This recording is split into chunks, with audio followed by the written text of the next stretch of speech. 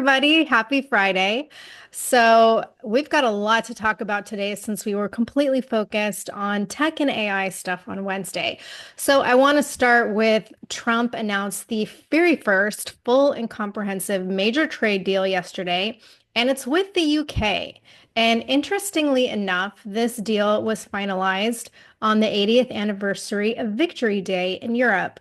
And as a side note, I am really excited that Trump has now declared May 8th a holiday in the US. And I want to play a Mhm. quick clip of what he had to say because it's actually a very big day here in Europe. And they've been celebrating for the past week, actually. So I just want to play what he said about now making it something that America will celebrate. To announce that I've just signed a proclamation officially designating tomorrow, May 8th, as a Victory Day for World War II, commemorating the 80th anniversary of America's victory in the Second World War. All over the globe, our World War II allies are celebrating this week, but the United States has never joined in with the proper celebration of our own, and the victory was mostly accomplished because of us. Whether you like it or not, we came into that war and we won that war, and we had a lot of help from a lot of great people, a lot of great allies. But I think there would be nobody that would say that we were not the dominant force in that war, and we don't celebrate it. And I think that's a great disservice to the people that lost their lives and people that fought so hard in winning World War II, and also a separate victory day for World War One, and we're going to be doing that too. It was American tanks and ships and trucks and airplanes and service members that vanquished the enemy 80 years ago this week. Without America, the liberation would never have happened. And so we have to pay tribute and homage to those people that gave us victory. And we did something else that people don't talk about. We rebuilt the world. All of these countries that were destroyed, we helped them rebuild. And that's something that, for the most part, others did not do. So with this proclamation, we are hereby honoring the incredible sacrifice and heroism of millions of Americans who served in World War II, along with the unprecedented mobilization home front that helped deliver this great triumph. All Americans should take pride in what these incredible patriots have achieved. So I just want to say happy Victory Day to all. So we are celebrating every year now. I can guarantee for 4 years, but I think after that we're going to have two Victory Days, World War One and World War II. This is World War II Victory Day. In the future, we're going to have a major celebration of each day. We're not going to have days off because we don't have enough days in the year. We have too many celebrations already. But we're going to have Victory Day and, of course, World War One, World War Two, and without us, We're going to be celebrating this day, but you still have to go to work. It's not a holiday. We have too many That's of what I those. was going to ask. I'm like, are they going to like close the schools and stuff? Yeah, nope. I mean, we have Memorial Day, which, Yeah. I always kind of looked at that, but it's like, yeah, we should have a World War II day. I mean, that was Yeah. such a big moment. My birthday's coming up on D-Day. I share it with D-Day. So that's how, that's my birthday. But yeah, I like that Victory Day. Like the sound of that sounds great. Yeah, it's awesome. They call it Liberation Day here in Europe. And they had like last week in Pilsen, the Liberation Festival. It's a city in the Czech Republic. And they had I went last year. We didn't go this year because of my back. We were actually going to go, but because I hurt myself, there was no way I could sit in the car for 3.5 hours, so we didn't do it. Um, but I have a friend here who works with all of the World War II vets, like the Czech vets that live in America. And he brought this like 90 some odd year old man, flew him from America to the Czech Oh, Republic because he was originally Czech, but he lives in America now and has lived there for like 50 years. But the guy got to come back here and take part in this amazing festival. And it really is cool. They do reenactments and like what do you call that? That role play stuff that people do? Oh, yeah. I don't know. Is there a certain name for that? My husband I has a thought it's name just for it. reenactments. Oh, we're gonna go with reenactment. Yeah. Yeah. He has some like funny name he calls it. Oh, But yeah, it's actually really cool. So I'm excited that we're at least acknowledging it now in the US. But getting back to what I was saying, the trade deal with the UK. So this is actually, I think this is pretty cool, especially since the UK was so obnoxious with their commentary when this whole tariff thing first came up. But this agreement is going to open the UK market up to about 5 billion in American products, including beef, ethanol, machinery, and agricultural goods. And then in return, the UK has committed to purchasing 10 billion worth of Boeing aircraft from the US. And they are also eliminating their 19% tariff rate on US ethanol imports, which will be great for American corn farmers. And the UK has also agreed to fast track American goods through their customs procedures. And then Trump eliminated the 25% tariffs on British steel and aluminum. So I think this is a really good sign for Trump's tariff program. And again, this is the first country to have this major deal. So I'm excited to see what comes next. yeah. I think it's so interesting watching Trump interact with like the different world leaders because now it's like him and Starmer are like buddies, and it's just interesting to see like the dynamics of everything and like him with the president of El Salvador. But then obviously we saw with like Zelensky, it was a shit show. And Mhm. then just this week, Canada's new Prime Minister, Mark Carney, went and met with President Trump. And it's an interesting interview to watch, like the whole thing start to finish. I would say overall, I don't think it went too well for him, for Carney. So I'm going to play a clip where he starts off and like he's basically I felt like he was trying to play like a tough guy, kind of like Zelensky, where he tells Trump, like, yeah, Canada's not going to become the 51st state. And then he goes on from there. So I'm just going to play like some of that clip to see how it went overall. We are the largest client of the United States in the totality of all the goods. So we are the largest client of the United States. We have a tremendous auto sector between the two of us, and the changes that made have been helpful. 50% of a car that comes from Canada is American. That's not like anywhere else in the world. And to your question about is there one thing? No, this is a bigger discussion. There are much bigger forces involved. And this will take some time and some discussions. And that's why we're here, to have those discussions. And that is represented by who's sitting around the table. See, the conflict is, and this is very friendly. We're not, this is not going to be like, we had another little blow up with somebody else. That was a much different, this is a very friendly conversation, but we want to make our own cars. We don't really want cars from Canada. And we put tariffs on cars from Canada. And at a certain point, it won't make economic sense for Canada to build those cars. And we don't want steel from Canada because we're making our own steel, and we're having massive steel plants being built right now as we speak.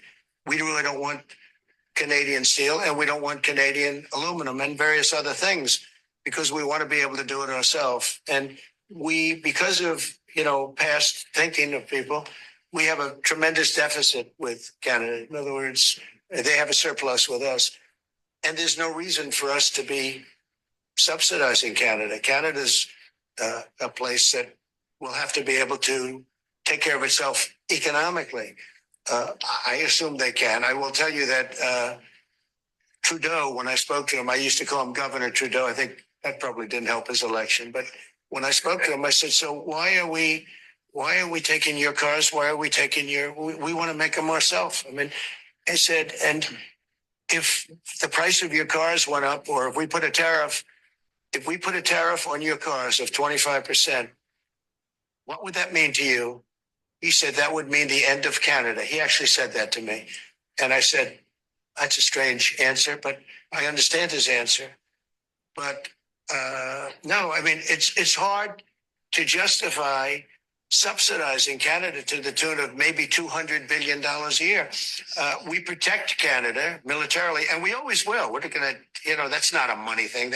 But we always will. But, it's not fair.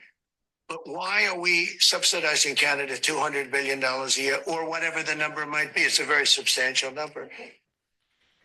So I feel like he kind of wiped the floor with Carney. And Mhm. okay, did you catch the part where Carney said, this is much bigger than us? And Trump's like, yeah. And then he goes, there are bigger forces at play. And when he said that, the facial expressions, like I'm watching the body language, and Trump, like that just hit him hard. Like he was pissed when he said that. And I'm like, what is going on here? Because remember, Carney is like a Davos elite. Right. And so when he says there are bigger forces at play, was that like some kind of message he's trying to send to Trump, like don't fuck with the elites? Or am I just like reading it wrong? Because like I said, Trump, like that's when switch just flipped, and then he basically is saying like, yeah, we're not going to subsidize Canada anymore. And then Carney looked pissed the rest of the time Trump was talking. So I'm just like, I don't know, like what was that all about? I think it might have something to do with like maybe a threat from the elites. I don't know. Maybe I'm just like being too dramatic here. What do you I think? don't know because, again, like I say all the time, I don't think the elite agenda is dead. Yeah. Yeah, exactly. Like they're not going to go out without a fight, basically, you know?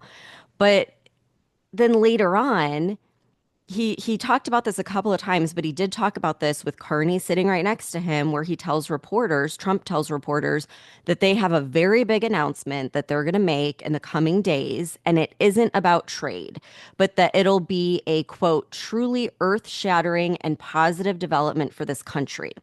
So again, I'm like trying to read the body language because it to me, it didn't really look like Carney knew what the hell Trump was talking about. And I'm like, is he pulling another situation like he did with Netanyahu, where he announced, the U.S. would take over rebuilding Gaza? And it seemed like Netanyahu was not informed on this. So I'm like, is he trying to do the same thing with Carney? Like, what's this all about?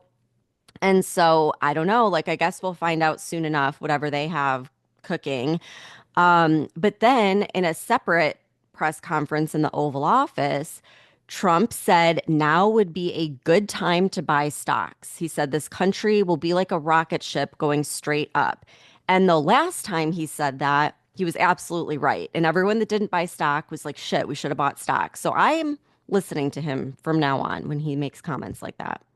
Yeah, after he made that announcement, I saw this article that the S&P 500 and the Nasdaq 100 um, went up by like 1.6% and 1.9% yesterday.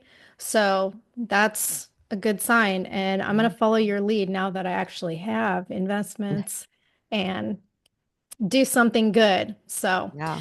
But I want to touch on something that you brought up with Carney and the elites, and then the comment I just made about the elites, because he definitely has the backing of the elites. And I also still think that his election win was due to Trump's statements about wanting to incorporate Canada into the US. And that spurred this rise of nationalism in Canada with people wanting to protect their country, and they bought into Carney's message. Because realistically, that's the same thing that happened in the US with the masses voting for Trump. But I think the difference is, personally, I think the Canadians made a mistake with voting for Carney because I don't think he has the best interest of the Canadian people at heart. And I think he's going to push this global elitist agenda. But on the bright side, I want to point out that based on a lot of what I'm seeing, I think this agenda is still like it's crumbling, especially when you take a look at what's happening in Europe right now with this huge rise in nationalism and the shift away from this one world globalist agenda.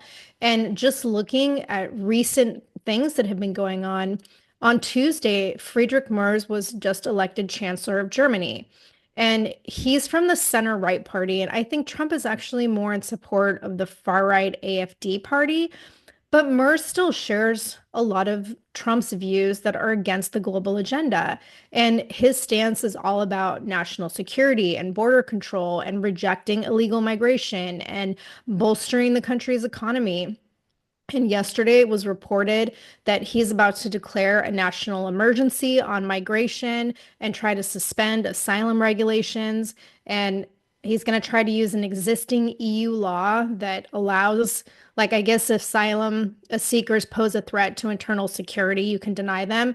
And, like, doesn't that sound exactly like what Trump has been trying to do in the United States? So I guess we'll see if he encounters as much resistance from the German judicial system. But then we also have Bart de Wever, who became Prime Minister of Belgium in February.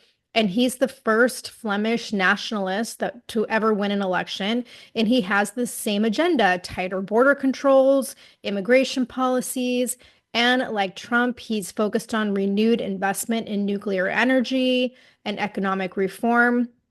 Then we have George Simeon. He's pulling ahead of the presidential elections in Romania, and he currently has 41% of the vote. And that's in opposition to the centrist candidate. And I guess the next runoff is not going to be until May 18th.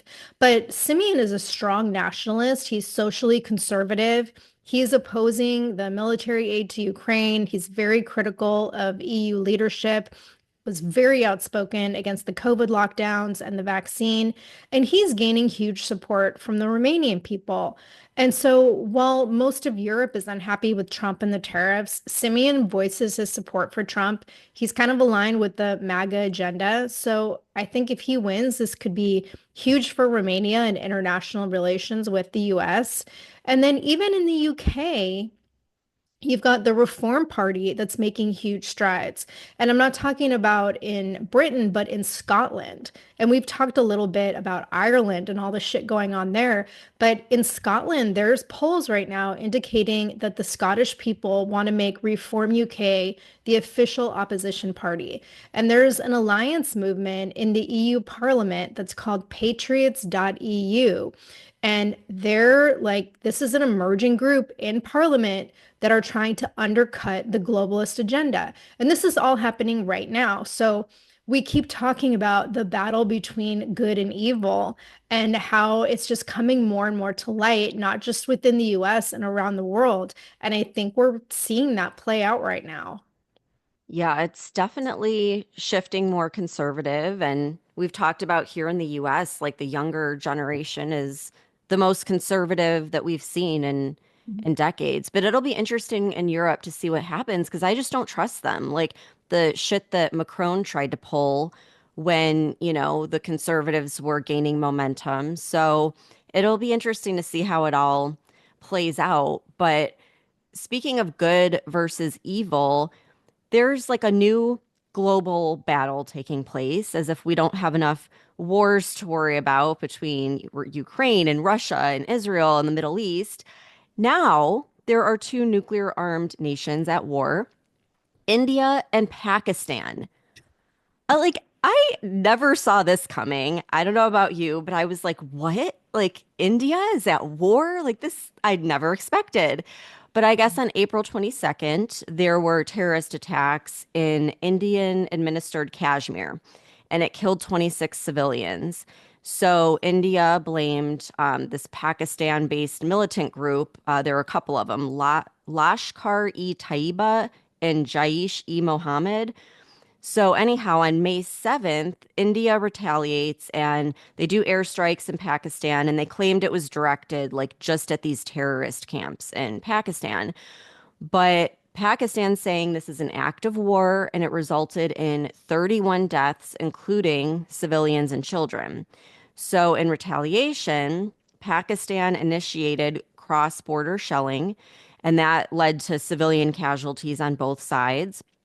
And then Pakistan claimed to have shot down five Indian aircraft, though India confirmed that only some jets had crashed and they were saying the causes were unclear. And then India suspended the Indus Waters Treaty, which is a longstanding agreement governing the water that's shared between the two countries. And following the suspension, India accelerated hydroelectric projects in Kashmir, affecting water flows into Pakistan. And so now Pakistan is reporting drastic variations in river water levels, and they're raising concerns over agricultural impacts and prompting warnings of potential legal and military repercussions. So, like, holy shit, it escalated very quickly and is causing a lot of concern to the point that the US, UK, China, and Russia have all tried to de escalate the situation and are asking the two countries to show restraint because, I mean, these are nuclear armed countries. And like I said, I never in a million years would have thought that a nuclear conflict could be started by India. Never saw it coming. No, this is crazy. And like you said, this escalated so quickly. And even Iran is calling for restraint between India and Pakistan. But I do like that so far, Trump hasn't really chosen sides. And he's expressed, that we have good relationships with both countries, and he's open to facilitating peace if he can. But I think we have more economic ties with India, don't we? Yeah, I'm I pretty think sure. so. Hmm. And I think China has more economic ties with Pakistan. So then that has me thinking like, okay, is this just setting up more of the showdown for, the division and the next major world war?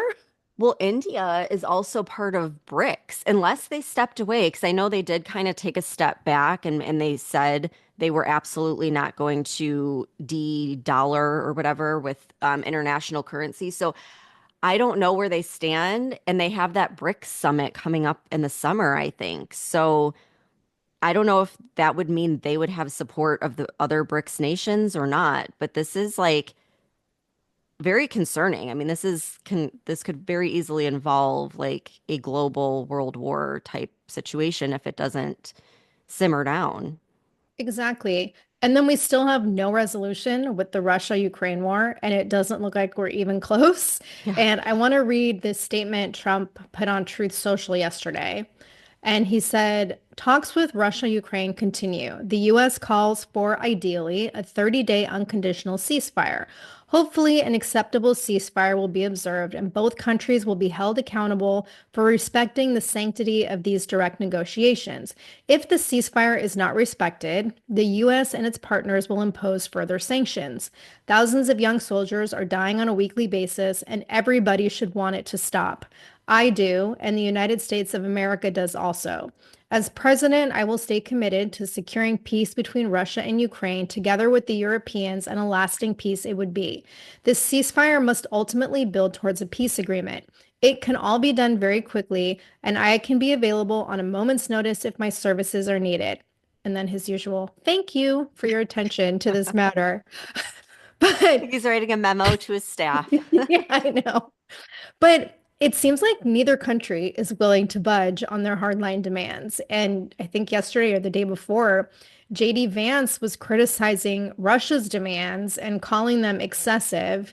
But now we have this minerals deal with Ukraine that was finally signed late last month. So, Zelensky seems to be not talking as much shit about Trump as he was before because he's very happy with this. And I think the reason is because that includes the United States committing to financial and military assistance supporting Ukraine's reconstruction efforts. But then I don't think Russia's very happy about this. And it just looks like the conflict, like, it doesn't look like a peace deal is coming anytime soon because they cannot even agree to this 30-day ceasefire.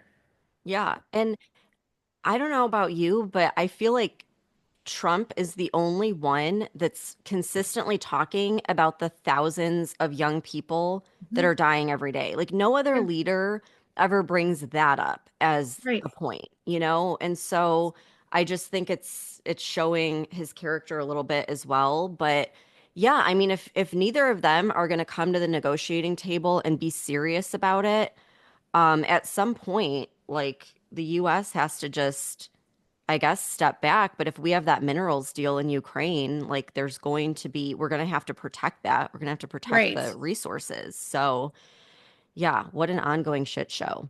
I think that just like added a layer of complication to the whole thing. I think so too.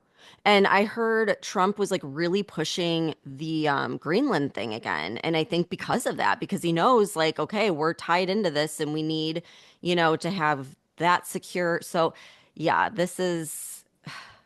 it's not a quick end, which is what I was hoping for. But I do have some really good news that I was completely shocked about, honestly. Trump appointed Casey Means to be the Surgeon General of the United States.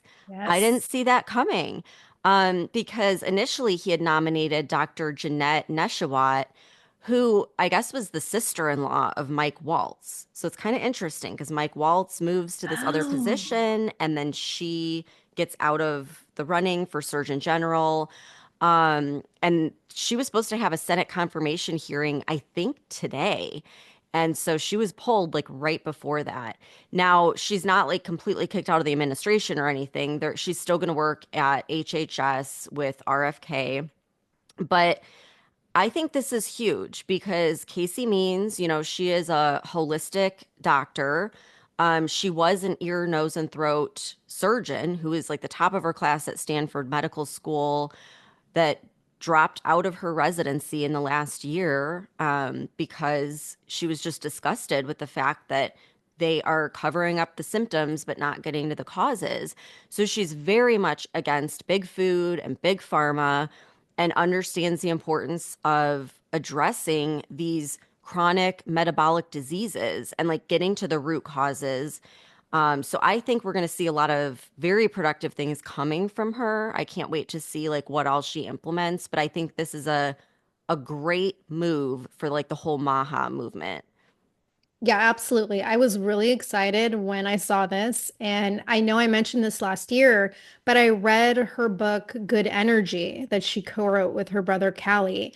And that was after I didn't even know who she was until listening to that interview that Tucker did with both of them last year. And so I got the book immediately, and I absolutely love she has this whole body approach to metabolic health and cellular healing.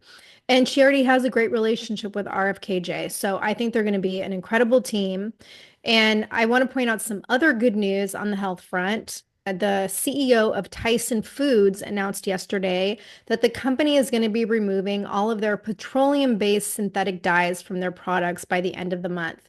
Now, at first I was like, why the fuck are they still using these to begin with? But he said most of their products are already free from these dyes. Like, I guess their chicken nuggets and all this stuff were super popular with kids. But he said that they have been proactively reformulating their recipes that do. So now we just need to get like other big food companies to step up to the plate. I mean, how crazy is it that we have been consuming petroleum-based products? Like, I had no idea that this was Because happening. what are you dyeing with chicken? Like the breading? Right. I don't know. I don't know. Like, it shouldn't have ever been allowed in the first place. But you know what? Like, I still don't trust it because when I worked at Coke and Michelle Obama was on her whole like kick about making school lunches healthier, the American Beverage Association was basically like telling the beverage companies, okay, you guys like just start implementing things so it looks like you're being proactive. So that way the government doesn't like force us to do something. So, you know what we did? We put drinks in that sounded healthy, but had more fucking sugar than just drinking regular soda. So, like, I don't trust for 1 second that, yeah, maybe they're pulling petroleum based, but what are they replacing it with? Like, Right. they cannot be trusted. That's my take on it after working, in the beverage industry. But another thing that should have never been allowed in the first place is putting fluoride in the water supply. We've talked a lot about that before. And imagine my reaction when Governor Ron DeSantis of Florida announces that he is banning fluoride in drinking water throughout Florida. Like, what music to my ears. I'm so excited. Florida is the second US state that's going to be banning fluoride. So we talked about how Utah did this earlier this year. So I am just like extremely happy. That's a big, big win. And just health overall. And the fact that we can talk about it publicly, even though we still get censored on freaking TikTok when we bring it up. And then more good news is Trump and RFK just announced the end of gain of function research. It's about damn time.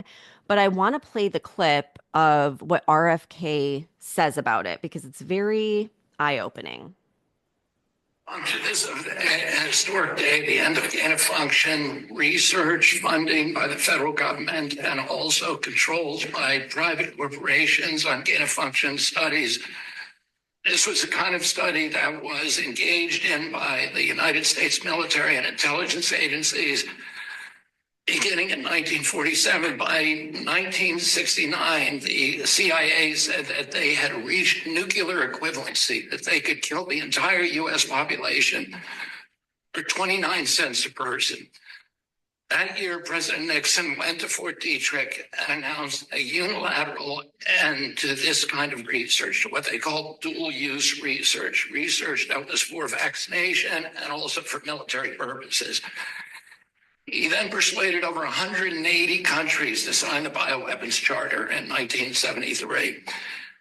That basically ended gain of function research around the globe until 2002.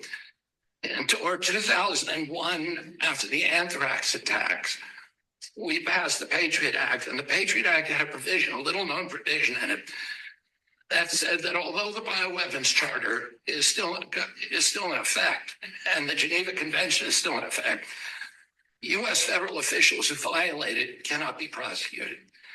And that relaunched a bioweapons arms race, and that was driven by gain of function research. In 2014, 3 of those bugs escaped from U.S. labs, and President Obama declared a moratorium on future use, and instead, a lot of that research was moved offshore to the Wuhan lab. And it launched bioweapons arms race all around the country, all around the world, so that China's engaged in it, developing all kinds of weapons using AI and CRISPR technologies that are really devastating. Russia is deeply engaged in it, Iran and many other countries. It's a kind of weapon that always has blowback. There's always bad news. And the justification for this kind of weaponry was, and these kind of research was always that we have to do this to develop vaccines to counter a future pandemic. In all of the history of gain of function research, we can't point to a single good thing that's come from it. Not a single good thing. I didn't know any of that. I didn't know that gain of function research allowed them to, potentially kill the entire population at 29 cents a person. That Yeah, is that's crazy. terrifying. Yeah. Terrifying. And they bring it back, knowing that they bring it back with the Patriot Act. And it makes you wonder again, we all wonder about COVID, but like, was that meant to be part of the depopulation agenda? I mean, who knows? But anyhow, I hope this is all setting the scene for Fauci to face criminal charges. Well, I think it's coming because, Senator Rand Paul has been like very outspoken about Fauci and this whole thing. And he's saying again that Fauci needs to come before Congress and answer to the public about his decision to fund this gang of function research and tell the truth behind COVID. And he went on Newsmax, and I don't have the interview, but I'm going to read some of what he said. He said, there will ultimately be an interview, either voluntarily or involuntarily, if he won't come. He's going to have to come back and explain to the American people why he decided to fund this research in China, because this may be one of the greatest medical errors in modern history, and he bears a large part of the responsibility for this. We've been through several years of the Biden administration actually trying to hide the ball, covering up what happened, obscuring the truth, and really refusing to give any records concerning this. I've been trying for over 3 years to get non-classified records about the decision to fund the research in Wuhan, and it's been denied. What we're discovering is yes, they did debate over whether or not it was gain of function. Fauci said everybody said it was not gain of function, but we're going to get to the bottom of this. A lot of a lab-related incident involving gain of function research is the most likely origin of COVID-19. Yeah, he has to face Congress. But Hmm. I mean, he keeps getting away with not doing that. So it'll be interesting to see what's coming. But I feel like they're setting all of this stuff up for this, like, you know, it's inevitable. Something has to happen. Yeah. And I think the whole country is going to be very disappointed if like no one goes to jail for this. Yeah. But that's I not will. all the Trump administration. Yeah, right. That's not all the Trump administration has been up to this week. So the other day, when we were talking about like the FAA and that GPS spoofing, I have an update. So, the Secretary of Transportation, Sean Duffy, announced a plan to basically redo the air traffic control system. He said it's 25 to 50 years old. The radar they use, he called it 1983 vintage. And he was saying how they use like copper wires instead of fiber. And so he submitted a proposal like 6 weeks ago to President Trump to rebuild the system. And so Trump signed off on it and they're going to update it, which obviously this has been a problem for a long time. So for that, of course, they're trying to blame the Trump administration, but like this has been an ongoing issue that everyone's known about. They've just keep pushing it off to the next administration. And it has just never been dealt with. So I'm guessing that since the GPS spoofing has become so crazy since last year, and with all the incidents that have been happening, it's enough for them to say, it's going to cost a lot, but it has to be done. We cannot keep going at this rate. It's too dangerous. Yeah, I agree 100%. It definitely needs to be done. And the fact that you didn't hear a peep about any of this during the Biden admin. Not one fucking word because they were too busy throwing money at transgender fucking DEI nonsense Mhm. instead of actual life safety for Americans. Yep. So, speaking of life safety, we have to talk about Operation Restore Justice because this was a 5-day nationwide initiative conducted by the FBI and the DOJ last week. And it went from April 28th to May 2nd. And I think we mentioned this the other day, but the numbers just came out. And this operation resulted in the arrest of 205 alleged sex offenders and 115 children were rescued across the country. So I think that's amazing. And this was an unprecedented operation where all 55 FBI field offices participated. And Stephanie, the suspects that were arrested, they include police officers, military personnel, teachers, and a bunch of other civilians. There was a Minnesota state trooper and an Army reservist who have been accused of producing child sexual abuse material while in uniform. And there was also a former Washington, D.C. police officer who was charged with trafficking minors. And it's like these people are fucking everywhere in every job, every corner of the fucking globe, and they need to be rooted out. And like, I have zero mercy for this shit. Absolute zero. Oh, same here. Like, if they're going to reopen Alcatraz, send all the sex offenders there. You know what I mean? Like, this is another big reason why I'm pulling my kids out of school. Like, we just the other day, my husband sends me this video of like a sting operation, and it was a elementary school teacher right here, like it right by the beach, nice, very nice area, great schools, A-rated schools. Well, one of their teachers was approaching what he thought was going to be a 9-year-old girl that he had met online. And like these people, they are drawn to places where kids are, like schools, like Disney. We always see a bunch of Disney workers that are involved in this stuff. And it's like the people you think you can trust, that's where a lot of these creeps, hide. And that's why I totally believe they've infiltrated the whole like trans movement too. And a lot of it is like just child predators. I 100% believe that.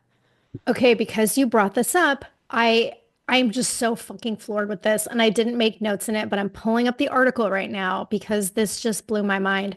So lawmakers in California, of course, California, they just killed a proposed measure to address safety concerns in women's prisons. And this is because in 2020, California approved a law that allowed inmates to request housing based on their gender identity instead of their biological sex. And thank God I was fucking gone from law enforcement before that happened, because I know I talked the other day about working in the transgender population when I worked Mhm. Vice, and you could not put men into the fucking women's cells. They had to go on their own.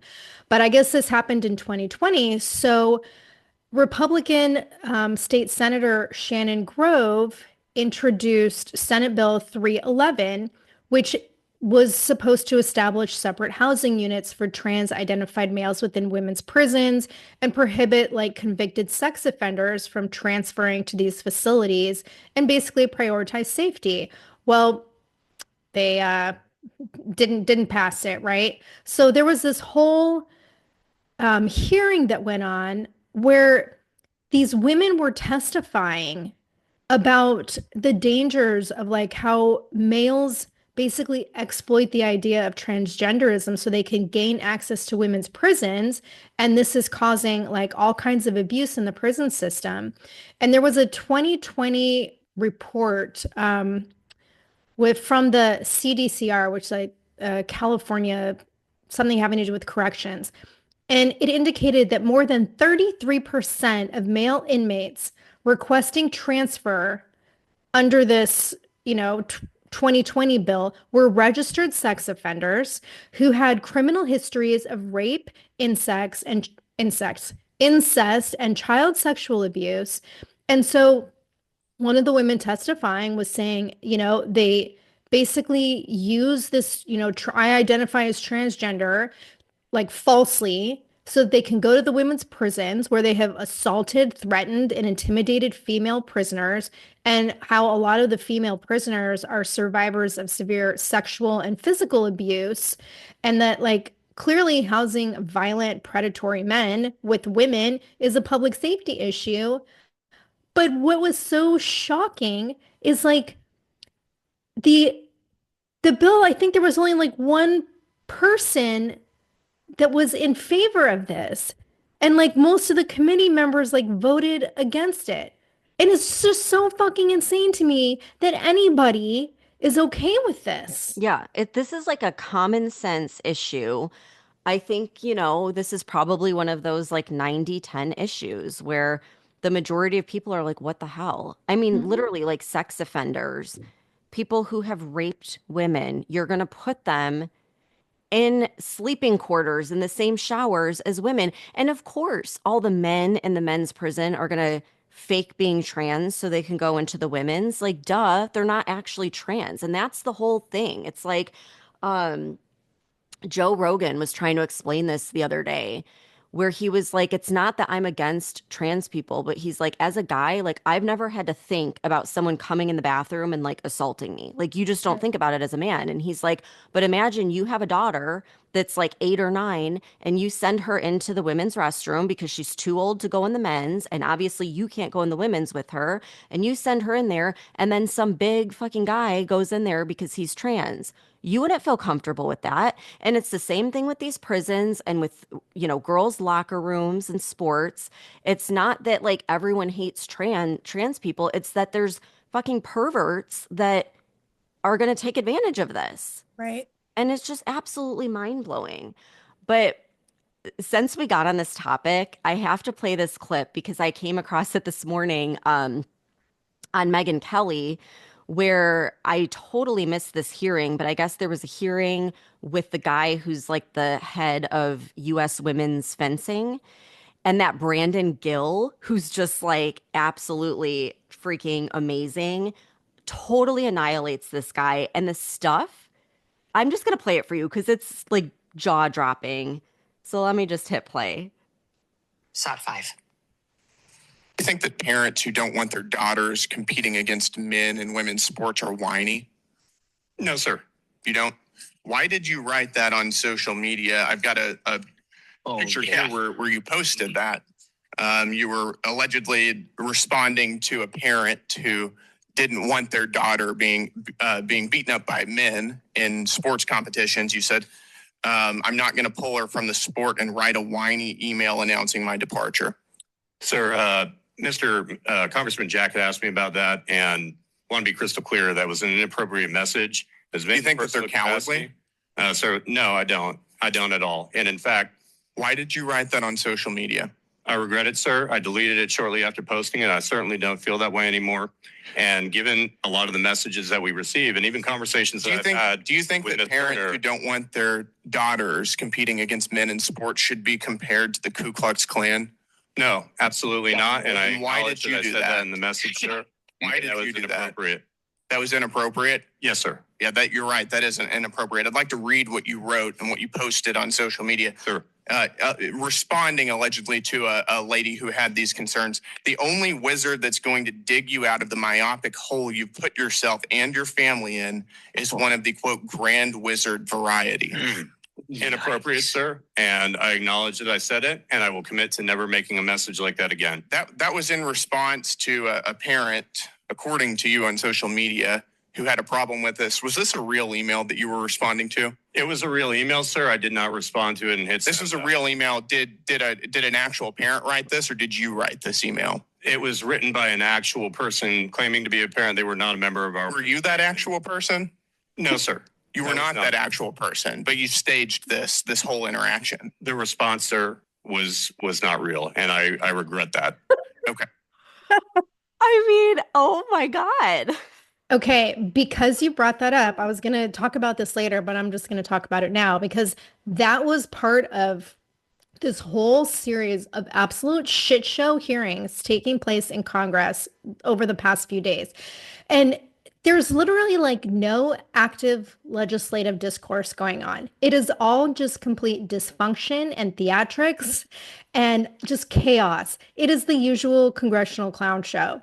And Jasmine Crockett, she played some stupid like Trumper trans game with the CEO of the National Women's Law Center as part of her like defiance of not allowing men to compete in women's sports. I was going to play the clip, but it's so stupid that I'm not even going to bother. Chrissy Nome was on the hot seat with immigration, getting grilled about deporting American citizens, and they wouldn't even let her speak. And then the most savage exchange, I don't know if you saw this, it was between Rep. Madeline Dean, who seems to be very proud of her role as the former Trump impeachment manager, and Kash Patel. Have you seen any of this? No. Okay, I am going to play this clip. This is a shorter version because the actual interaction is like 6 minutes long, but I'm going to play, if it will, come on, open. As a blueprint, as he has said. It's a blueprint for revenge. And I am concerned that your eagerness, a childlike giddiness to carry out the president's revenge tour, you've shown yourself to be unserious in your statements before you were sworn in and some after. You've shown yourself unfit to lead this important agency. I was an impeachment manager for President Trump's second impeachment. It was a sad, solemn duty. And so I wanted to ask you about that. Mr. Patel, as you and the president continue to weaponize and investigate his perceived enemies, as you follow this blueprint, when can I, a former impeachment manager, expect the FBI at my door? Ma'am, you want to know who was targeted by a weaponized FBI? Me. You want to know how and why? Well, you want to know what I'm doing to fix it? That. Let me move on. Well, you should read the topics. book because there's no enemies list on that book. So there are people that violated their constitutional obligations and their duties to the American people, good. And they were rightly called out. And you should give that book to every one of your constituents so they can read about it. I won't be doing that. That's their loss. You claimed you were not familiar with Stu Peters, an anti-Semitic Holocaust denier, despite the fact that you appeared on Mr. Peters' podcast 8 separate times. 8 times. And you claimed not to recall. Mr. Patel, my second question is, should we worry more about your memory or your veracity? We should worry more about your lack of candor. You're accusing me of committing perjury. Tell the American people how I broke the law and committed a felony. Have the audacity to actually put the facts forward instead of lying for political banter so you can have a 20-second donation hit. The answer is both. I believe that The answer is you're failing, not me. I'll do what I've always done and represent the American people, defend this country, and make sure the Constitution is always upheld and the FBI is never weaponized. Maybe you should do the same. So you agree with the president when he says he doesn't know if he should uphold his constitutional duty? If you want to just keep putting words in my mouth, the TV cameras are outside. I thank you. I yield back. Damn. I love him. I know. Oh my God, that was awesome. Yeah, so I didn't see that hearing. The hearing I did see was with Scott Bessent, and I was gonna play clips, but it was so ridiculous and like annoying to listen to. I'm like, I'm not even gonna do it. You had one rep that was asking him when we're gonna put Harriet Tubman on the $20 bill. And he was like, I will have my staff get back to you on that. Like, like what the hell? And she spent the next 3 minutes arguing with the chair of the committee because he wouldn't get back to her personally. She didn't want to talk to his staff. She wanted to talk to him personally about Harriet Tubman being on the $20 bill. But like 3 minutes straight was arguing with the chair. Then you had Maxine Waters that was like grilling him, and then this other rep that you couldn't even understand her English. And they were like arguing about the tariffs. And he's like, yeah, deals are being made. And they're like, well, what are the deals? He's like, I can't talk about the deals until they're announced. Like, that wouldn't be good for America. Again, they spent like their whole time, like 5 minutes, just arguing with him about how he's not really making deals. And like he was like laughing. It was so ridiculous. Like it was such a theatrical performance. And I'm just like, wow, like they're getting so much done this week. It's Yeah, amazing. exactly. It's a fucking clown show. It really is. Yeah. Well, the other big news that came out is there's a new pope. So it's Cardinal Robert Francis Provost. I suck at saying last names. Tara, how do you say his name? I should know the Again, Pope. you are asking the person who messes up names way more than you do. I'm going to Okay, go with Prevost. Prevost. That sounds good. Well, he is American born. He was born in Chicago, Illinois. He spent the last 2 decades in Peru. But this is the first time in the church's 2,000-year history that an American is taking this position. So that's cool. And he's going to go by Pope Leo. So that's easy to remember. Okay, I didn't even know they get to choose their own names. I didn't either. I was like, Leo. I'm like looking at his name. I'm like, Robert Francis. Where the hell is Leo come in? But yeah, I guess they do. It's okay, so I just looked it up real quick. It said they get to one of the first acts of a new pope is to choose a new name, changing their baptismal one because this is part of a long-standing tradition. How strange. Yeah, I think that's kind of strange too. Um, so I obviously don't know anything about him. So I asked our unapologetically outspoken GPT to do some digging and figure out like what are his views and his ideology.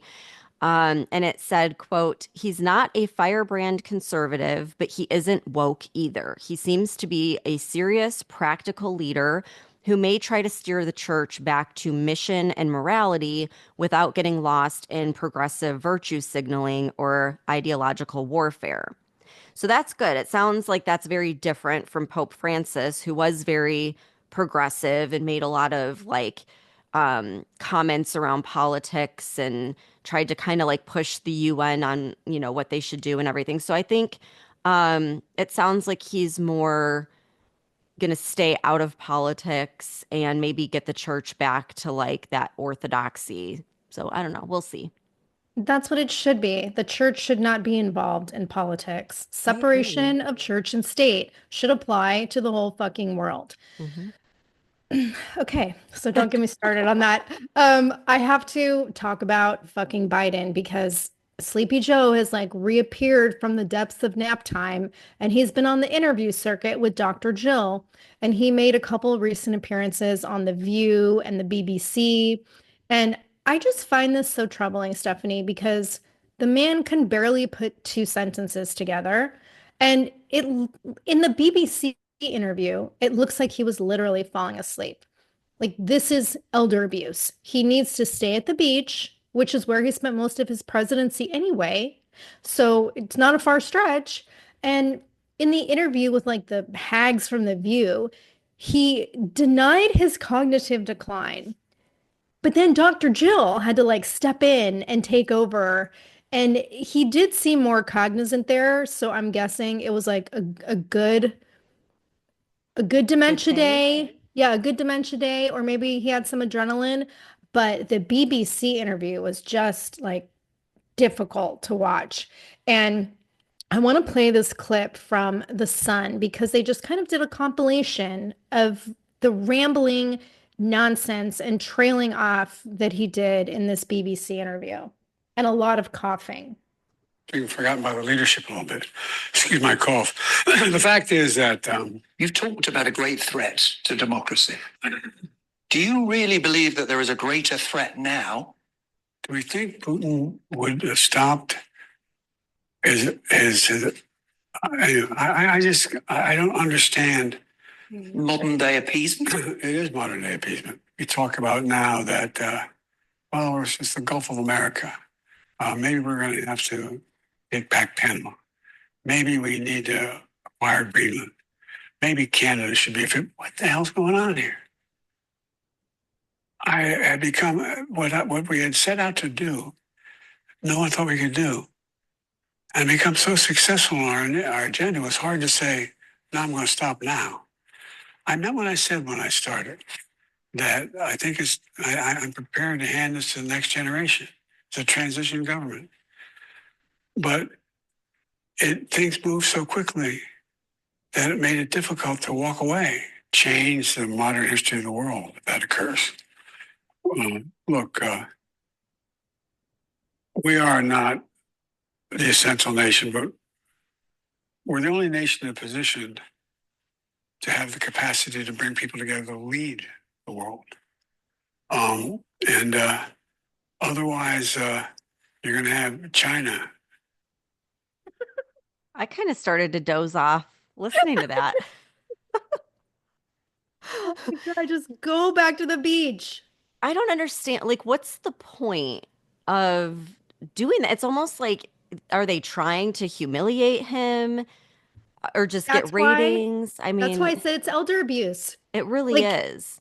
they don't have to try to prop him up as president anymore. Like, just let him fade away. Yeah. Yeah. Why are you like, you're just confirming, okay, the right decision was made. Hmm. I mean, I don't know if like what they're trying to do there, but yeah, hopefully that's enough to where like everyone else is like, yeah, we don't need to interview him anymore. He's Yeah. he's done. We're good. Okay. Oh my God. Wow. What a week, as usual. We'll see what happens over the weekend. I'm sure there is going to be a lot of news come Monday. So we'll see everyone back here then. Thanks for tuning in.